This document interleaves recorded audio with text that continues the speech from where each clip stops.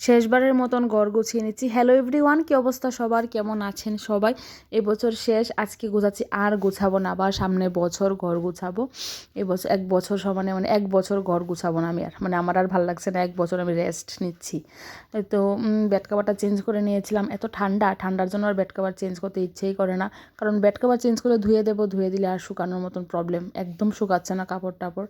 আর কমলা অনেক দিন ধরে ঘরে পড়ে আছে, রৌদ্র নেই তার জন্য কমলা নিজেও খাচ্ছি না, বাবুকেও খাওয়াচ্ছি না।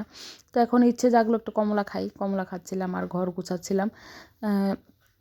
মানে বাবুও ঘুমাচ্ছিল, এখন 2টার মতন বাজে। আর আজকে কে কে পিকনিক করবে, আমি তো কোনো প্ল্যান ছিল না, তবে এখন একটা ছোট্ট প্ল্যান হয়েছে, দেখা যাক কী হয়।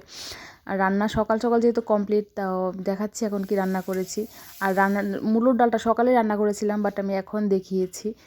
আজকে অনেক তাড়াতাড়ি রান্নাবাড়া কমপ্লিট হয়ে গিয়েছিল। মূলা দিয়ে ডাল করেছি, মাছের ঝোল করেছি, নিরামিষ চচ্চড়ি করেছি, ব্যাস এইটুকু। আর বাবুর জন্য ডালিয়া বানিয়েছি। আজকের ভিডিওটা কেমন লাগলো, এই বছরের লাস্ট ভিডিও, এটা কেমন লাগলো প্লিজ কমেন্টে জানাবেন। টাটা।